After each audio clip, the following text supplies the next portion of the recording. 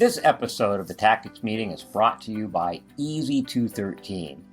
Easily manage resource requests and approvals during an incident or exercise. The Easy 213 application is available for web browsers, iPad OS, iOS, and it's available on the desktop. Manage multiple incidents, unlimited resource requests, digital signature capture, alerts when a new order has been placed. I've used it for 3 exercises and people love it. For more information, go to portagebay.com/easy213, and we thank them and Portage Bay for their support of the Tactics Meeting. Now let's get to this amazing episode. Well, it's time for another episode of the Tactics Meeting, the program where we talk to subject matter experts about response, tactics, and technology. And today, I'm super excited to have Jim Butler with us. He was the Liaison Officer on the Genius Star 11 response, where I was the planning section chief. We did some great liaison work, and so that's what we're here to talk about today, the role of the Liaison Officer. Jim, welcome to the program.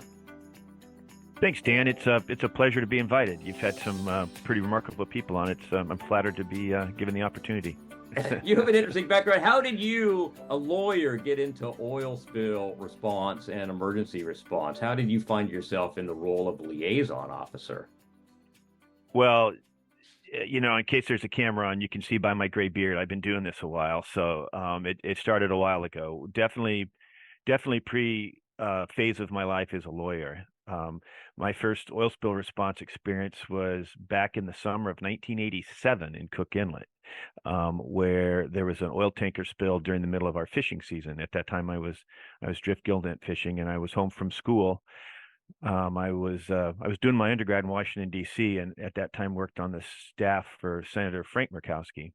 And I got a call that there had been an oil spill and his office had been contacted. So I sort of got involved and saw that was all pre-ICS, pre-Open 90, and just kind of got a real interest in the idea of marine casualties, having been involved in fishing vessels for many years prior to that. So I finished up my school. During that time, I was still working on the Hill, and we sorted out some issues for some of the fishermen that hadn't been paid or their boats had been hired and some things like that. And then I got back and Exxon hit. And when Exxon hit, I was recruited by, at that time, the Kenai Peninsula Borough Mayor, and was brought on to be the sort of the special assistant, if you will, for the Exxon Valdez oil spill for the peninsula. And that we were fortunate enough to have some people who had a real vision. And they actually were the ones that brought in the first ICS Type 1 teams to assist. And we had one in Seward and one in Homer. So jumping forward, that couple of years of experience working on that, I worked with a lot of attorneys, and many of them said that, have you thought about law school? And I had thought about it, but never really pursued it too much. And they said, there's going to be a lot of changes with laws because of this big spill, and that might be an interesting thing based on your experience. So off I went to law school. And during my first year, I was still coming back. I went to school at Seattle University, and I was coming back every month to work on closing out some projects such as the Cook Inlet RCAC formation and some things like that. And then when I got out, I took the bar in Washington for practice and passed, and came up to Alaska where I wanted to practice and passed, and had an opportunity to work at a small firm that was going to let me do what I want. And so I started to get involved with ICS in the legal issues surrounding response and new things like response action contracts and all the requirements and statutes for what those terms should be. And I kind of grew into a niche. And then I got more involved in ICS along the way. What is a response action contract? Well, as you're aware, let's talk about vessels, because that's probably the easiest. The vessels, depending on their size, have federal vessel response plan requirements, and they have state requirements. And in many instances, the plan holder is supposed to affirm that they have a response action contract in place. It sets forth the terms and conditions under which their OSRO or oil spill provider or other provider, depending upon what's required in the regulations, is going to actually respond to that particular plan holder. And in the state of Alaska, for instance, there are certain requirements that that contract is supposed to have in it. For instance, if resources aren't available to the response contractor, they're supposed to notify the plan holder. So that should be in the contracts. There's some things like that. Notification, if you're going to terminate, you have to have so much notice, because if you have to backfill into a contingency plan, so there were just some nuanced terms. So there were a lot of contracts that were in place that a lot of people didn't know that those requirements were in there. So I got involved in reviewing contracts. And of course, on a more international level, the International Group of P&I Clubs, they have what they call their guidelines for response contracts. And those guidelines have certain provisions, if you will, that they like to see in contracts that are going to be used on vessels that are part of the P&I Club umbrella.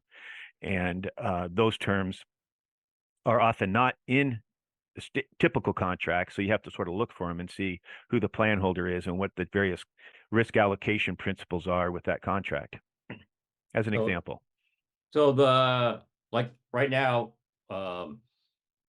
BIMCO is looking at the WSMIC member agreement in relation to their standard contract. That's the same thing you're talking about, right? Right. The term response contract is sort of like pickup truck. Okay, it's a generic term that is used to describe something that is used, and it can be a big truck, a little truck, heavy duty, light duty. Sort of depends on what you're using, what it's being used for. Certainly, BIMCO has standard forms to apply for all sorts of emergency contracting situations, and in fact, the clubs worked. I believe it was with BIMCO several years ago, and came up with the U.S. Response Con, which was a BIMCO form for U.S. response contracts that they like to see. And I understand that, but on behalf of an OSRO, they have their own interests they're trying to protect. So if you look at a contract that's drafted for the sole benefit of a responsible party, it's likely that a member fund OSRO, such as a nonprofit or something like that, they might have other considerations they want to have factored in as well. So you have to sort of balance those. But generally speaking, you come up with what are considered the standardized terms to make sure they're in conformance with requirements or important conditions of coverage for insurance. Gotcha. So you've been in this really from the ground floor. I mean, some of what we do today, really, we can blame you for. You wrote it first. Well, I would say that yeah, I don't know if you can blame me necessarily, but I know where some skeletons are buried. Let's put it that way. Oh, nice. Figuratively and literally, yeah. Oh. I do know that when we were first generating IAPs during the Exxon spill, that it was a very unknown concept, and particularly for the Coast Guard. Remember, back then the Coast Guard was under DOT, so it was a different Coast Guard than we have today, which is under Homeland Security and all the other machinations that they're involved in. So, guys coming in with green pants and yellow shirts from fire kind of made them wonder, well, we're here for an oil spill. What are you guys doing here? But I think they soon saw that there was an organizational structure being put in place that not only included a way of planning and resourcing operations, but also looking out longer term in terms of planning horizons, as well as the communication component, which we can talk about later. But they kind of had a system for blending that, and it got picked up to the point that people in Homer wanted to have a team. So we actually brought in the Great Basin team, which is a Type 1 team. So when I was in school, ICS training became kind of a big thing, and I knew some of the people who had retired from the Forest Service. And they said, wow, you're going to be a lawyer, and, we remember you, and all these laws have changed that are requiring incident command or something like incident command. They don't necessarily say incident command. They say a command system that has these elements, and everybody kind of knows what that means. So I started participating in training sessions, and I participated and said, okay, well, here's what OPA 90 says, with respect to Alaska. WSMIC that had just been created, the cooperative was getting going in Washington. So it was a time of a lot of changes and a lot of young people getting in their careers, seeing this as something pretty exciting. Well, along the way, one of the fire guys said, we should get you on a fire assignment. I said, really? Says, yeah, I know. We'll make you a PIO. And I said, a PIO, huh? And he said, yeah. We'll open up a task book and we'll get you qualified and you can be an emergency firefighter. So I said, that sounds good. Go out on a fire for a couple of weeks and see how it works. So I had my first fire assignment and I went out to McGrath, Alaska, and there were a number of fires in the area, and I was sort of like the PIO trainee, which meant I did a lot of the work while everybody else was kind of hanging out and telling sea stories or fire stories at that case. And I ended up saying, this is kind of interesting. So I matriculated through that process, and over several years ended up becoming getting on a Type 1 team. And again, I don't want to go into the rabbit trails too much, but there are only so many Type 1 teams in the nation. They're the lead all hazard incident management teams for the national system. So I was the deputy PIO because you had to be an agency person to be the lead, which was fine because I didn't want to have to go to all the meetings, but ended up actually doing fires, usually in the fall after fishing season. And we would go to all sorts of places in the West. And I did that for many years, finally getting qualified to the point of getting a 520 class, which is the preeminent class for getting Type 1 qualified. And the liaison function was still relatively new. They had it in the org chart, but no one really knew what it was. And as these fires became more complex, the role of liaison was being sort of bolted on to the PIO function. And it became to the point where it was becoming recognized as a discipline. So you had the old guard that said, well, the PIO guys can talk to the Red Cross or they can talk to the phone company or whatever. But the newer people are saying, we think this liaison position needs to be filled. So when they started filling that position, they recruited me to fill it. So I was the lead liaison officer on the Type 1 team for probably about 6 or 7 years, and kind of developed that position for the Alaska team. And then also now there's a quasi association of liaison officers, and they all run now with the Type 1 teams and the Type 2 teams. It's a dedicated position that meets sort of the single dyed NIMS versus the double dyed NIMS from fire. And I just kind of stuck with it and kept my day job so I could hobby when I wanted on incidents, and then would also work on incidents in my legal capacity because of my background. And I was sort of bilingual, if you know what I mean. I could speak ICS and lawyerese if I needed to. Well, that is a good skill to have. So how would you define the position of liaison officer as it's used today? Well, I guess I would start off with what's the textbook answer, right? The liaison officer is the point of contact on the command staff for assisting and cooperating agencies and agency representatives who are either directly impacted or cooperating with the incident. That's the idea of it. What the liaison officer position is now is it does that, certainly. It is the point of contact, but it is it's unlike the PIO that starts off with a PIO and a couple of PIOs and expands into a JIC, and it becomes this big multi-dimensional entity almost on its own. The liaison officer is sort of kind of by themselves. They might have an assistant, and I kind of call them the garbage man of the team because everybody brings you junk that they don't want to deal with. And so you have to kind of decide if you can deal with it, or if it's better addressed maybe with someone else in the organization. And you have to explain to them why it's best that maybe somebody in operations should talk to this person versus someone like me. And so you sort of help triage the issues. The other is to understand and support the IC typically, or a unified command, with getting a pulse check on the perception of what's happening with the incident with people who have a different interest than just those who were damaged, if you will, by the incident, but people who have an interest. So for instance, tourism is often a big issue that's when you have an oil spill response, impacted tourism. Well, it's kind of hard to talk to every B&B that's got an issue, but talking with a Chamber of Commerce can become a good conduit to get information out to their membership. In fire, it was pretty common that we had a lot of utilities involved. We certainly see that on floods. When I've worked on floods, you've got electrical utilities, you've got water and gas, you've got phone utility systems.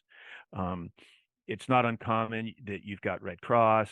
You just got a lot of parties that are interested, certainly municipalities. So I think part of it is to assess what's going on with your incident, triage it, and then start to look for those influencers that will help either make your incident a success or a failure. And you've got to try to help them get on the success column and keep them there. So eyes and ears for the UC in a different area of the incident. Many years ago, somebody explained to me successful incident management is like figure ice skating. You always get two grades. You get a technical and you get an artistic, and you can do very well on the technical, but if you tube the artistic, you're not going to win the event. And it's taken time for people who traditionally get up into command positions, who've come up through operations, to have a full appreciation of the artistic component and how critical that is to the success of what's going on.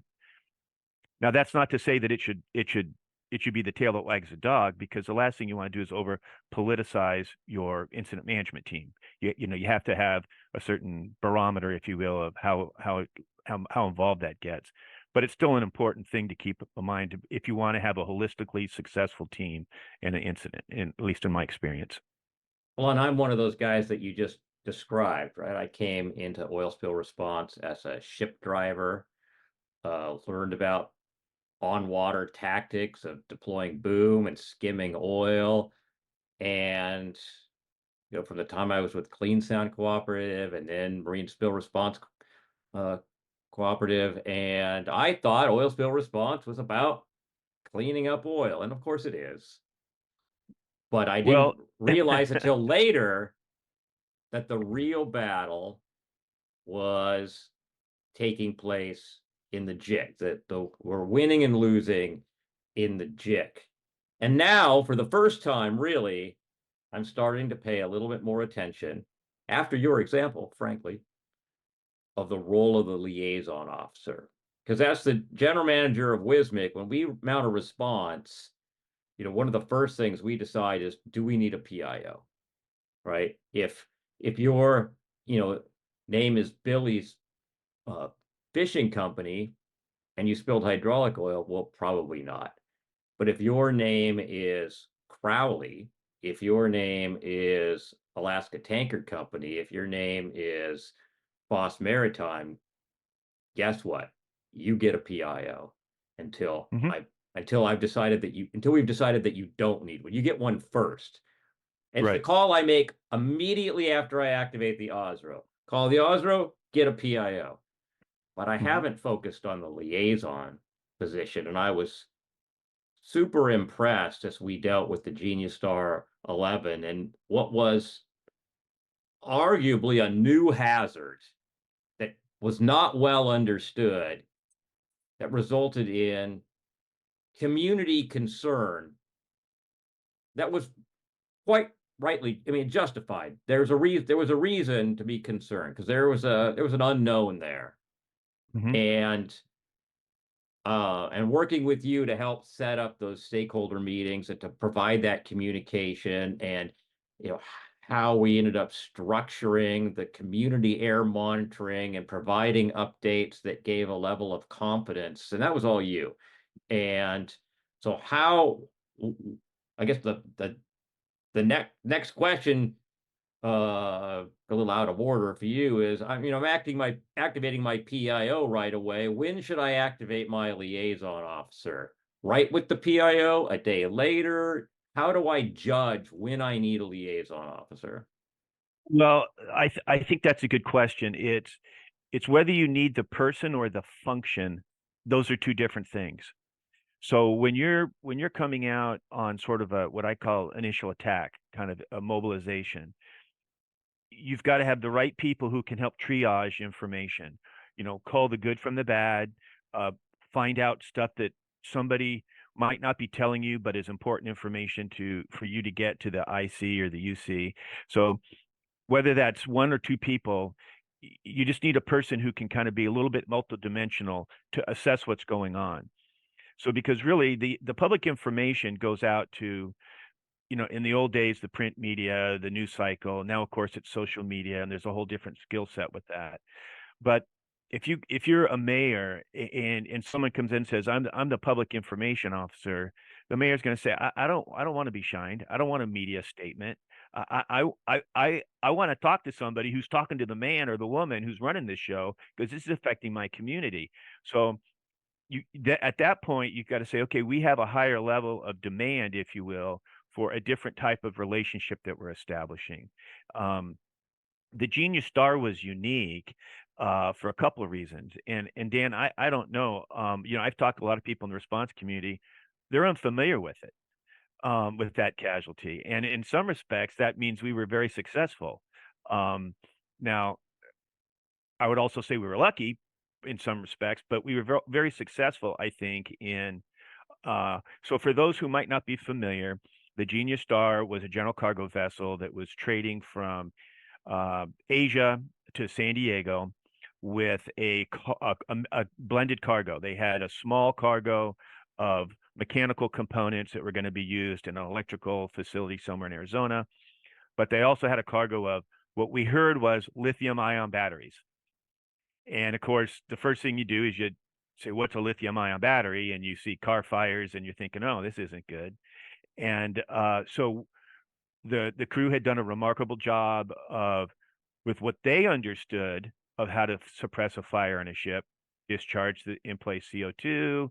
They did all that. They saw additional vapors coming out. A couple of days later, they started boundary cooling and started to head into port. So we were activated. I was activated with Gallagher Marine Systems team as liaison officer. And at that point, we kind of made the decision we were going to leverage the Coast Guard's PIAT resources for public information. And we were going to kind of focus on this community component because the ship had to come in. And so we had to make some decisions on where to bring it. Brought up port of refuge. And as soon as you bring up port of refuge, you're talking about a local community. And when you're talking about a local community, that's a little bit different than saying, well, here's the press release. Here's what we're going to do, or check out my Facebook page. They want to talk to the city manager and the mayor, right? It's a little bit different. And so kudos to Chris Graff, who was the IC, and frankly, the captain of the port, who recognized we needed to handle that a little bit differently. And so that was sort of the beginning of, in this particular incident, that outreach and communication plan that was ultimately implemented was a big part, I think, in allowing the operations to continue at a pace that made sense for the operations, given the risks that we had. And you recall we did some things that were pretty unique. I mean, you'll recall that when the ship came in, there was a big issue with fumes and the vapors coming off of these battery components. So we didn't really understand. No one even had an idea what was in the hatches. Remember, we couldn't open them because we weren't sure what was going to happen if we did open them. Remember the geothermal camp? They had a few people in it that were on shore. We had to come up with a plan to evacuate and communicate with them as a specialty side plan. Well, I took that on because the people on the ship, that was the least of their problems. But we were in a position, you and I, to come up with a document that found the people and made that happen. Check the box. We did the outreach. Those people were taken care of. So if they hadn't been, that would have become a long festering problem. And they were very good to work with. They provided us a lot of information. So I guess in that instance, on that particular casualty, because it wasn't a picture with a lot of things going on, it wasn't displacing a lot of other news that was going on at the time, right? There's wars going on. There's all kinds of things happening. Just wasn't that big a deal, but it was to the community, certainly, and the industry that was impacted. And I think the unified command and actually the rest of the team saw the value in the liaison function, and it so happened that we had the right people at the right place to get through it. When it was, it was an interesting hazard because they said lithium-ion batteries, but it turned out these were what they really referred to as energy units. Energy that segments. energy segments, that's right, energy segments that were 13,000 pounds of smaller lithium ion batteries attached to control units. I mean, they were intended for temporary storage in solar farm environments. So they were really big. When you think lithium ion battery, I mean, I've got a couple in my backpack, right? The battery in my phone is lithium ion. The batteries in electric cars, which are much bigger, but are still, a manageable size, are lithium ion. These weren't, that's not what these were. These were Well, much yeah, they bigger. were, yeah, and terminology became a big thing, right? Because we heard lithium ion batteries. And we're like, okay. And like you said, everybody's thinking about a consumable size device, a consumer device, you know. And then we thought, well, then you go into the law of numbers. Well, that we have enough to equal 3,750 cars. What? How, huh? I mean, and so what are these things?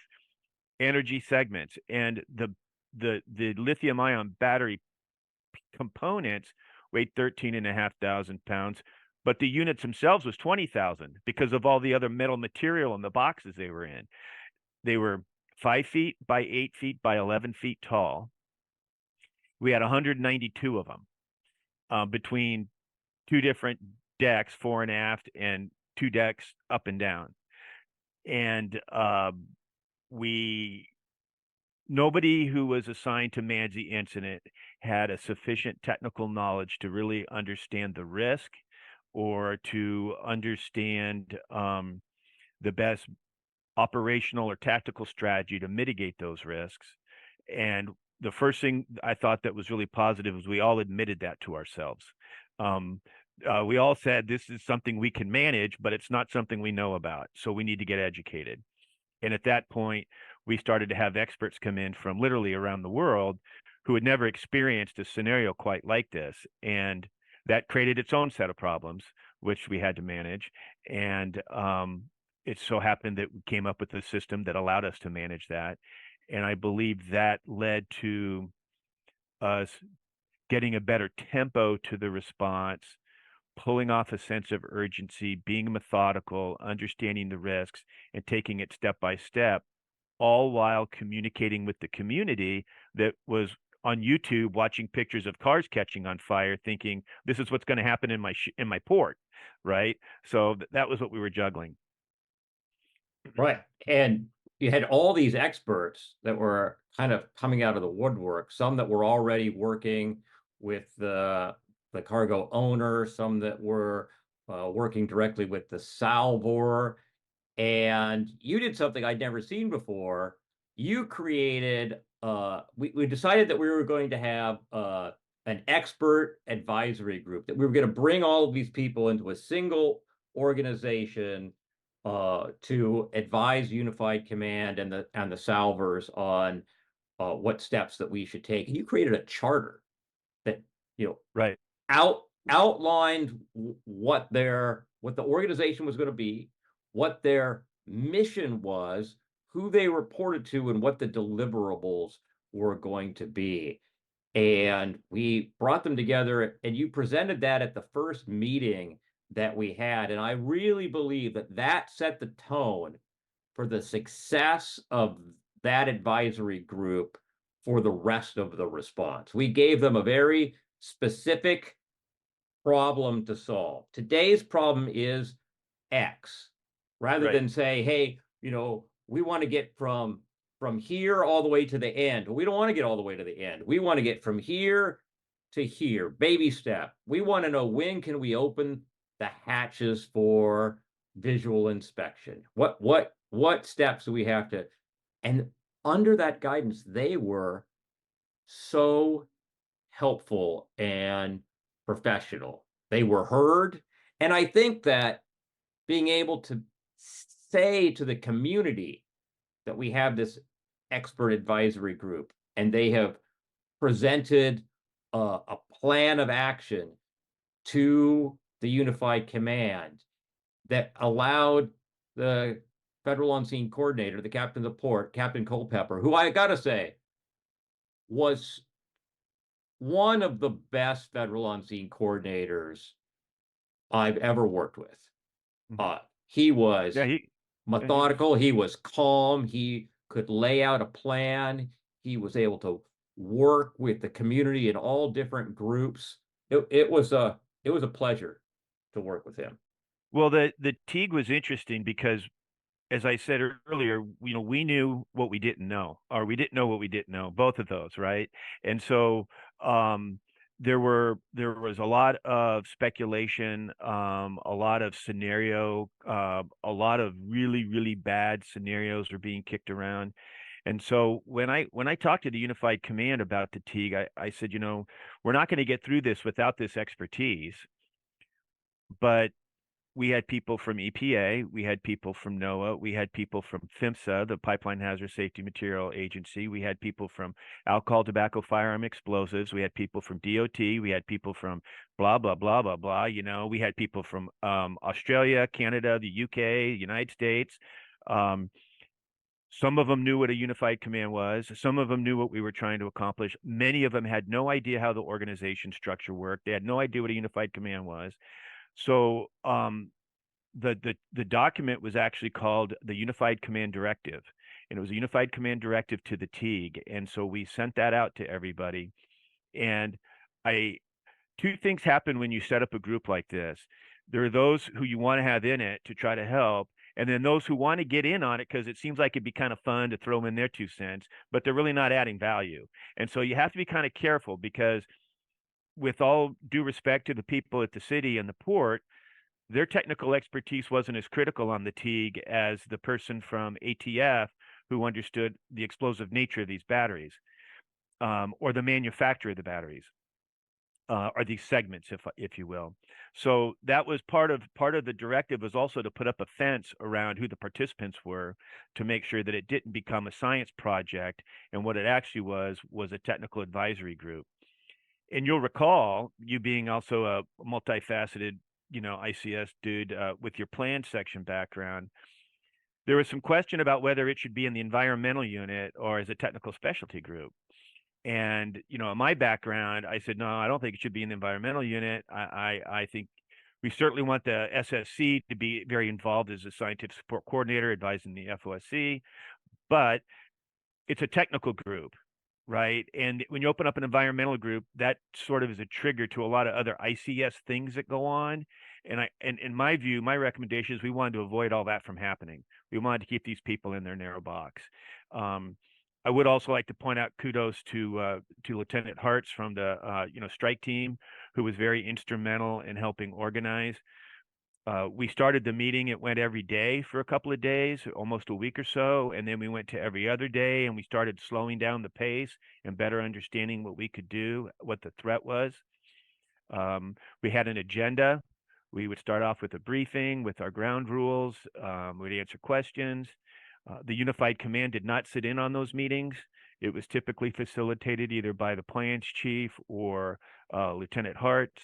And I am confident that the people who participated felt a little bit better about participating because it had some structure to it versus it just being a bunch of people drinking coffee at different time zones talking about how bad these batteries could react and all the problems they could cause. So yeah, but again, it's not one person. It was a team effort. We all have ideas that we kick around, but it was a privilege to have them listen to us and take that recommendation and have it ultimately be one of the successes that contributed to the overall success of that incident.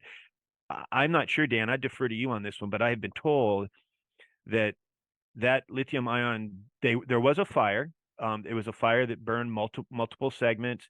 It did not propagate, but we had an immediate risk of continual thermal runaway in the units that were damaged, and that's what we were trying to manage away from. But I'm not aware of a large cargo ship that had a lithium ion battery fire that wasn't lost, severely damaged, or responders were not seriously injured or killed, unfortunately. So in that respect, the safety people and the ops people deserve a lot of kudos because ultimately they fixed the problem. We just helped give them the tools. So it was a success.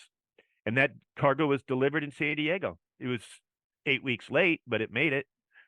So Yeah, I bet they were. I bet they were thrilled, especially the consignee of the other cargo that simply had to right, wait while this yeah, thing was on went the on. bottom of the tween deck and they couldn't get to it. Yeah, There were exactly. a lot of issues to triage. Remember the Jones Act, all that stuff.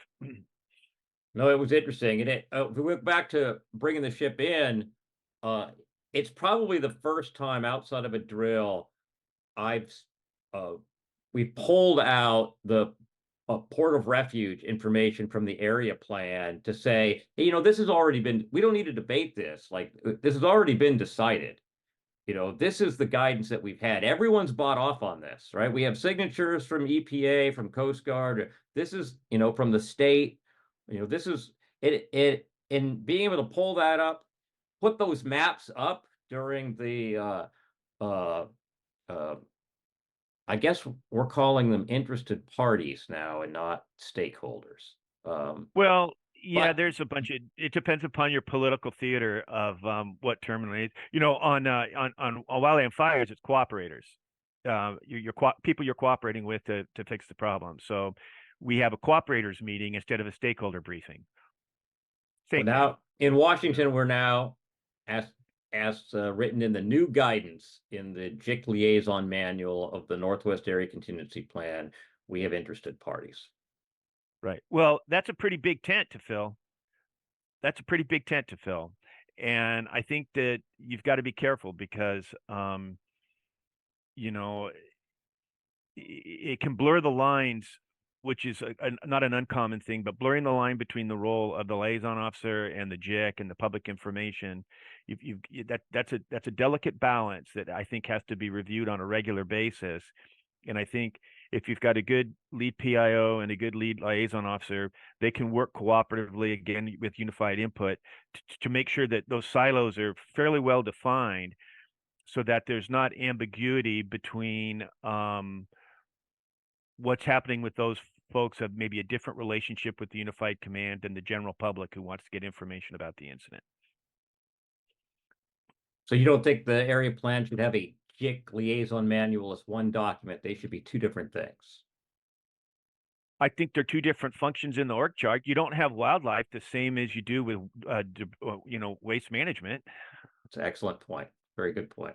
A common sense point, I think. Well, I like to remind people that ICS was built for firefighters. I mean, it's a simple system on purpose.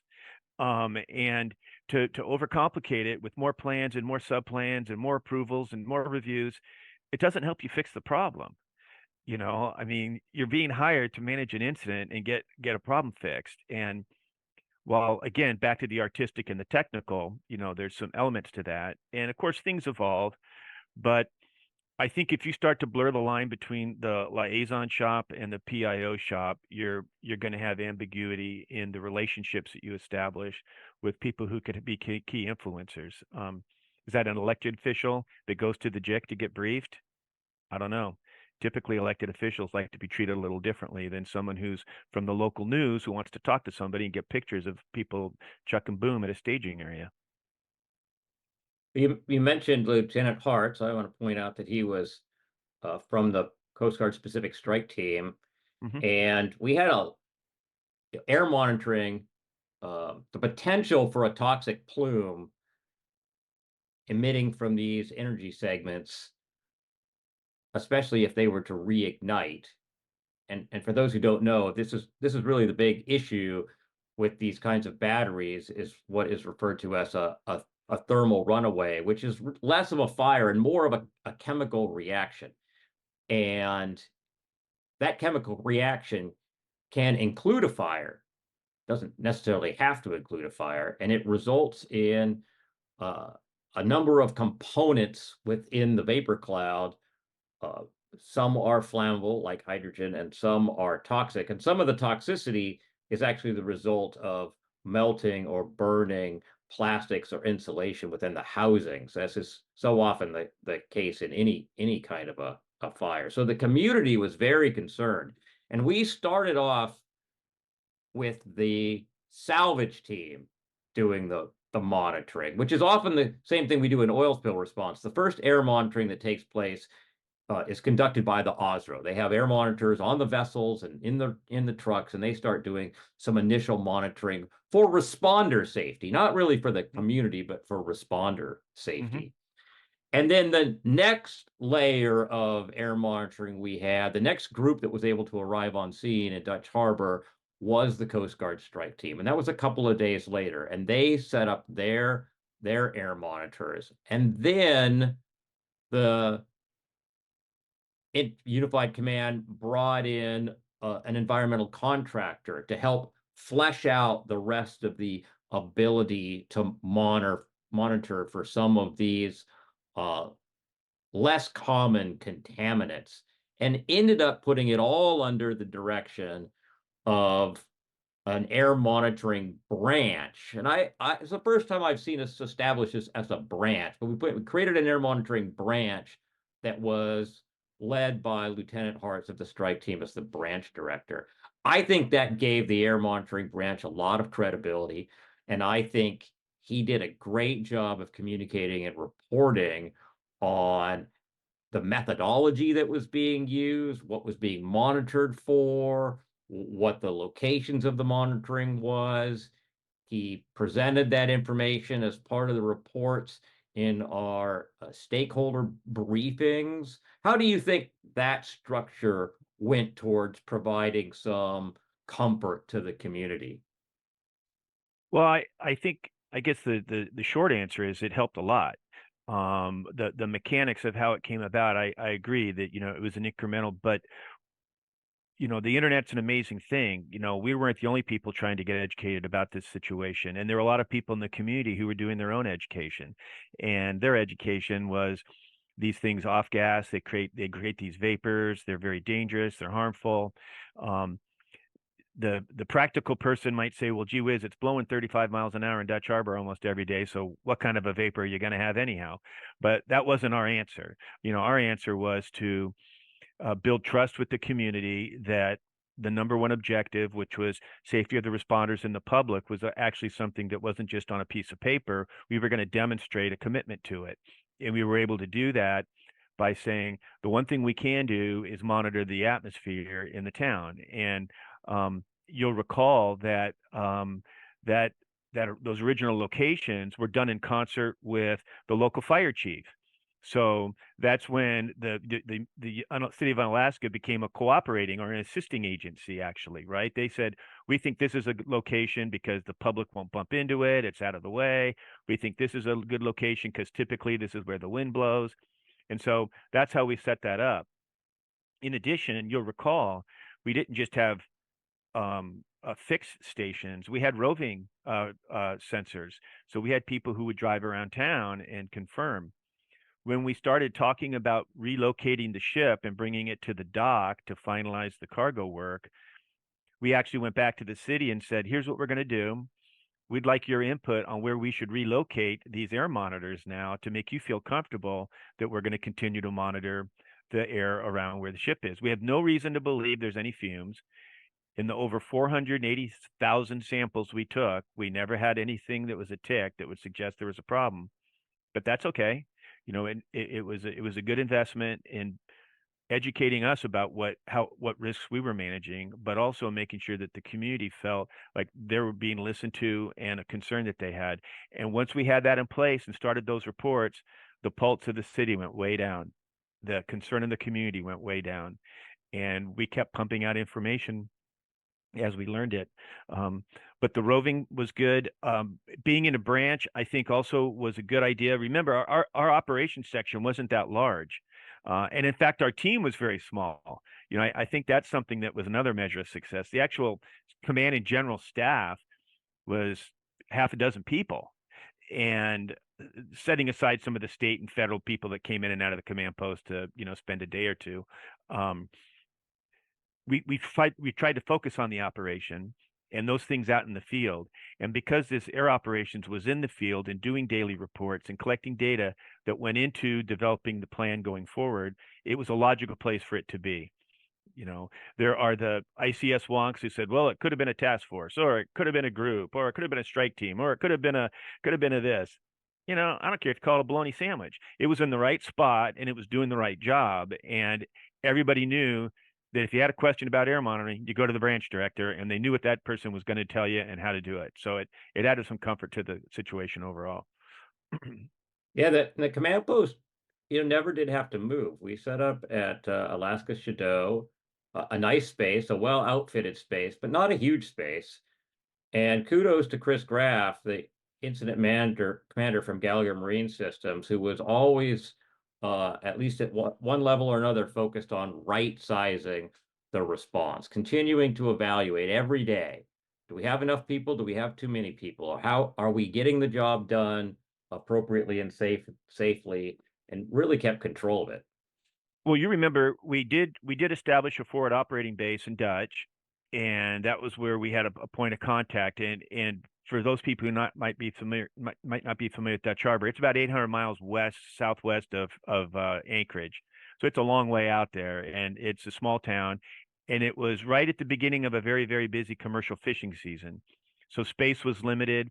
There was a lot of other activity going on, and as you might guess, we had owners, charterers, 2 different cargoes, probably 6 different insurance companies. Everybody wanted to get on the boat as quick as they could to see what was happening.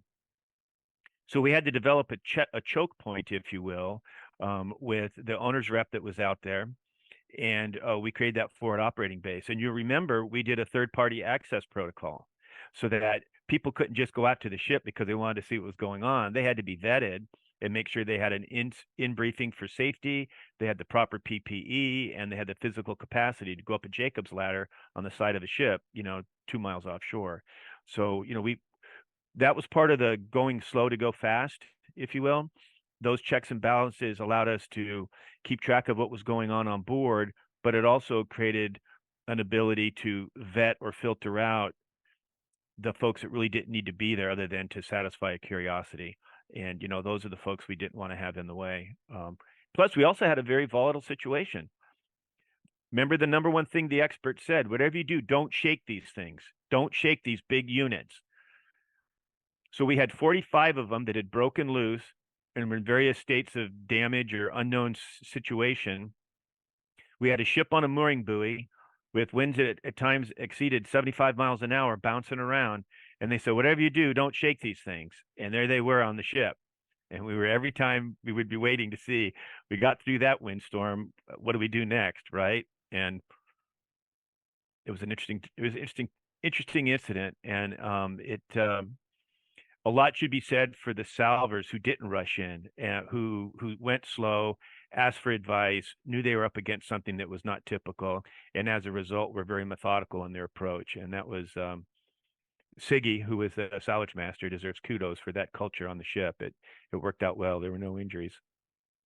Yeah, the logistics of getting people in and out of Dutch Harbor, and people may not know, but it's an island in the Aleutian chain. You can only get there by boat or by plane. Alaska Airlines used to fly 737s in there, but they haven't since the 737-400. You couldn't get anything any bigger in there. It's a horrible runway. It's water on both ends. So getting people, equipment, in and out of there is not easy. Mm-hmm. Yeah, it was a challenge, and in some respects that helped us, because when we had weather delays, it allowed us, with the technical advisory group and some others, to start looking forward a little bit and start identifying resources that we might need, and adding some lead time. Sometimes our operational periods were adjusted accordingly. It was often our operational periods would be 4 or 5 days, and in many instances it was because we were either hunkered down for weather or waiting to see what we could do to further access and assess the condition of the cargo, getting the marine chemist out there to safe out the holds, all those steps. So I think if it had been sort of on the road system, where there could be a lot more pressure, it might have had a different outcome. I'm sure there's plenty of instances in the annals of incident management that show that the proximity of an incident that's high profile to a population center can add a dimension that we didn't really have to deal with so much. Not to say that the concerns of the community of Unalaska were any less important than if it was in Santa Monica. To me, they're both the same, but it was a little bit easier to manage than having it be in a big population, big media center where people saw stuff. And it allowed us to do the pace. And from a liaison standpoint, it was an incident that sort of allowed that function to be utilized in a way that I think the UC might have been unfamiliar with in their experience, but I think they now see the value of it. And I think the working with the PIO group that we had, they kind of understood the difference. And because we had a small team, we were usually a little multitask, because my PIO background, I was able to draft up a press release and cut it loose and let them fix it. But we also did briefs. Remember we did stakeholder briefs. So we conducted, thanks to Dan's mentoring, I got a mastery of some Teams tools, and we did a webinar brief 3 times a week, and then we did a written brief on the off days. And that satisfied an information flow to a wide variety of people. And it also allowed us to collect a record for the documentation that showed that there was an ongoing and regular effort to meet the objective of, keep the public and the community and stakeholders informed. And so that was an objective I took with both hands, and we tried to make sure we could do. It was some lessons learned for me too, because I set up some of those first online stakeholder briefings, and the first one I set up was just a regular Teams meeting, and you click on the participants and you get an email address or a first name or kind of whoever signed in, and anybody could jump in, and you really didn't know who attended, and couldn't really control the message in that way. And so we tried for me the very first time, the Teams webinar feature, right? You go to schedule a meeting, and there is a way, and it's not readily apparent. There is a way to say, hey, do you want to schedule this as a meeting or as a webinar? And if you select webinar, then you get a whole bunch of different options. And one of the things that's cool, and I'm going to use this for my Washington State Maritime Cooperative drill coming up on April 11th, is that when you set it up as a webinar, it automatically creates a web page, just one page, Right. that allows you to put in a header and a graphic and a description, and to create a form that anybody who wants to participate in the webinar has to fill out. And they register. They register. They have to register it. So you have to fill in your name, and you can make these fields optional or mandatory, and they have to fill in their name. And we set it up with a name, a title, a organization, a phone number, an email address, and it automatically generates that into an Excel spreadsheet. And that becomes instantly the follow-on email list for responding to people. It was great. It has some limitations in that the only person who can edit the webinar is the person who set it up in the first place. So you can't just pass it off to somebody else. The incoming planning section chief had to recreate it. And you can't just make a recurring webinar that happens every other day. You have to go through some processes. The mechanics were, once I learned how to set it up, I would come in the morning, I would set up the invitation, I would distribute it to the group of everybody on the email list with the instructions, because when you register, you wait, and then you get the invite to the meeting. So I would always put in the notice, you register early, because it's going to take 3 to 4 or 5 minutes. You can't the meeting starts at 1. I'm going to do this at 1 o'clock and log on like you would on a Teams meeting. But I think people kind of figured that out pretty soon. The other thing that was helpful is that once that report was generated, as you well know, there are times when there are meetings like that where issues come up that are best best addressed offline. And either it's a pointed technical question, it could have a question that involves some legal issues that a particular party might have. It just might be something that it's not for the good of the group. And frankly, sometimes you need to get some information to help answer that question. But by having that registration, I would know who asked that question, and I had their phone number at the end of the meeting. I'd say, I'll call you. Well, let me give you my number. No, I have it. You registered. I have your phone number. And that allowed people, I think, to feel more comfortable asking a question and then knowing, oh, they're going to take this offline. Oh, I'll never hear from them again. And the good example of that was when we dealt with the geothermal camp, and they wanted us to come up with the contingency plan for the geothermal camp. We said, look, we'll take that offline and we'll work that issue. And we were able to talk with them specifically and come up with that contingency plan for communication about issues that went out with the ship, and that satisfied them. But a lot of the people who were on that call, it wasn't part of their issue. So, but that registration also was a valuable tool in that we could follow up. Or if somebody said, we should ask these people a question, we're going to do something, we should give them a heads up, we could call them. And particularly when the rumors started going on about what was going to happen to the ship, where it was going to go, all the stuff it's like a phase, right? The phase of the rumors start. And it allowed us to mitigate a lot of that by calling people directly and talking with them. So it was a good tool. But the Genius Star is like so many things. It's just one example of an incident. I think that one of the takeaways I think people should have is that the liaison function, whether it's an interested parties, cooperator, stakeholder, outreach group, whatever you call it, it's important not to assume that that's a one-way communication. I think it's real important to make sure that you solicit information and issues from those folks so they could be incorporated into the unified command's thinking and planning and other things. I was involved in a fire in California. It was the Sobranas fire. It was just outside of Monterey and burning down the coast of California, and it was about 180,000 acres. It was a big fire, and we had senators. Jerry Brown was the governor. Everybody's involved, and we were having our cooperators meeting, and we were getting ready to break, and we were out in a kind of a camp field setting. So we had like awnings, and it was about 90 degrees. And so I said, is there anything else anybody would like to bring up for the good of the order? And someone's like, no, have a good weekend. We're going to go to the bicycle event. I said, the bicycle event? What's that?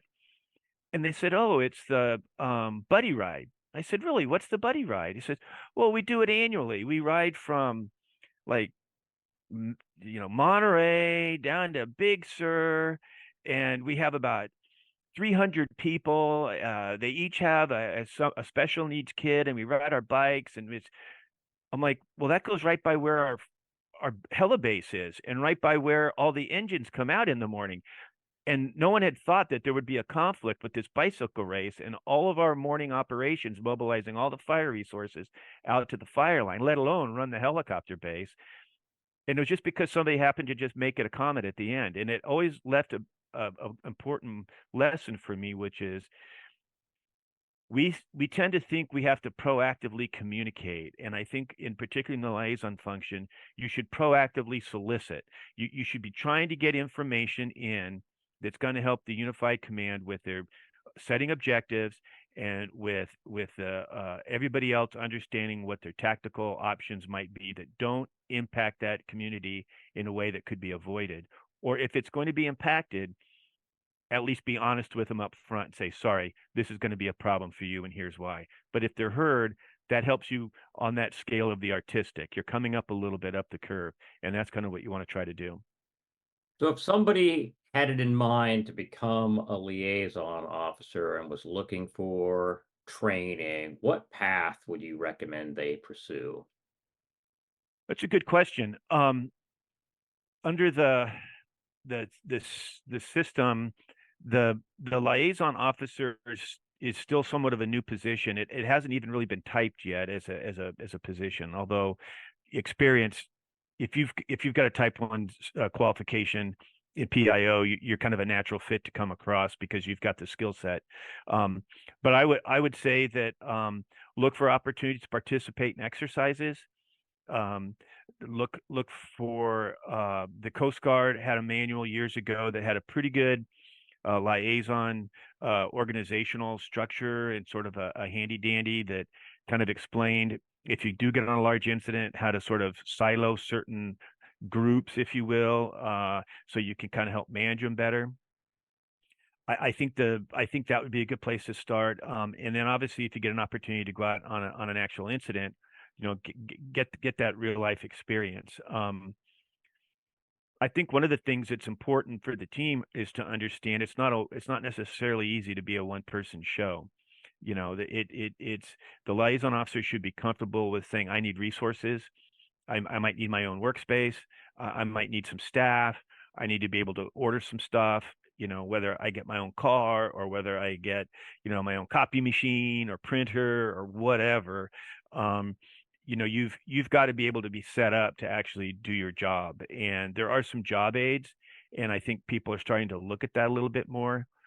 But it's important to make sure that there's not this commingling of functions between the PIO and the liaison officer, because if those lines get blurred, you run the risk of blurring it to who your customers are, right? And your customers are the people who are in the information era or the people who are in the collaboration, skin in the game, municipality, elected official, that type of thing. So I don't know if that answers your question. No, that's a great answer. So do you want to, before we close out today, do you want to plug your regular work or tell us about a project that you're working on that's particularly interesting? Anything that's not in conflict with the attorney-client privilege?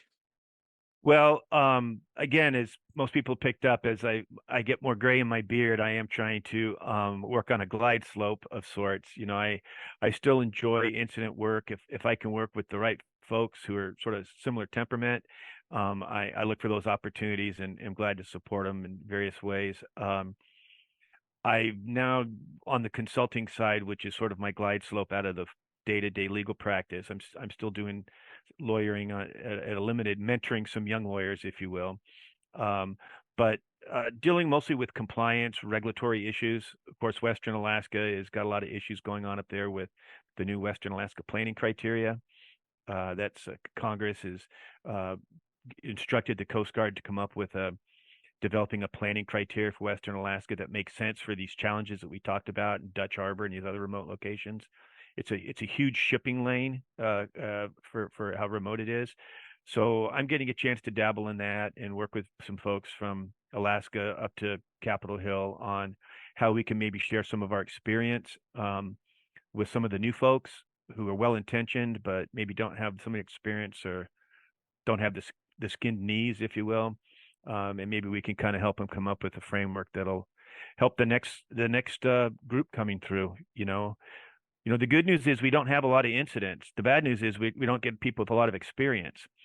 And so, an exercise is completely different than a real incident. It takes a different temperament to be able to go 14, 21 days, working out of a hotel late at night and showing up early and being ready to go for a long day. So we've got to look for the right people and mentor those and give them as many opportunities as we can, because you and I are hopefully going to be reading about this in the headlines instead of looking for our name in the paper. Yeah, I bought a boat and I want to go use it. There you go. Good for you. Hey, as the ice melts up in the Arctic, are you starting to think about expanded shipping routes? Is that coming into play at all? Yeah, it is. I think that there's a me and terminology, I get, we're not venting, we're doing an air circulation, right? I don't see it increasing. I see it becoming more complex. There's just not a lot of things to do up there, but you're seeing a little bit more complexity in the types of ships. If you have one ship and you increase it by 100%, you now have two, right? Right. So, well, we have 100% increase in shipping. Okay, wait a second. Let's talk about this practically. But that ship could be a cruise ship. or it could be the delivery of fuel or a lot of science research vessels. So we'll see a change in the complexity, if you will, and that represents some pretty unique challenges. The Arctic is a place it's very unique, but in my view, it's no more unique than the people, for instance, on Fox Island, who walk around and look at the view and don't want oil on their beach, right? Everybody has that connection with their community. So we need to understand it's different, and hopefully this Western Alaska Planning Criteria will help come up with a set of rules that industry knows is predictable. It's equally applied to the ships that are up there and can be supported in a way that is affordable and sustainable over time. That's great. Well, Jim Butler, Liaison Officer, PIO, attorney, Renaissance man. All of you listening, if you have a compliance issue, you need Jim, you need to rush, because that glide slope is going to get steeper and steeper, and he's not going to be available. We can only hope. Yeah. No, it's enjoyable, and I'm pretty easy to get a hold of. Obviously, get a hold of Dan, but if I can help share some stuff or provide some insights, we've got to find this next generation that's coming along. That's our job. I think it's an important one at this stage of our career, that we need to really help support people, because there's a tremendous satisfaction in being involved in a complex problem and seeing it get resolved in a way that hopefully your participation made it a little better along the way. And I think if we can share that opportunity with others, that's a good thing to do. Okay. Well, Jim, thank you for taking a few minutes out of your day to come in and talk with us. Thanks a bunch, Dan. I look forward to getting together again in the near future. Thank you for joining us for the Tactics Meeting podcast. I hope you enjoyed that interview with Jim Butler. Before we go, some save the dates. We have the communication workshop, really a liaison Joint Information Center workshop that's going to take place at Clean Rivers Cooperative in Portland, Oregon on April 3rd. To register, go to oilspills101.wa.gov. Clean Rivers will also be hosting an ICS 300 and 400 class. This will be taught by Randy Ashmore from Gallagher Marine Systems, June 18th, 19th, 20th, and 21st. To register, go to cleanrivers.com/training. Hope to see you there. Now, get back to work.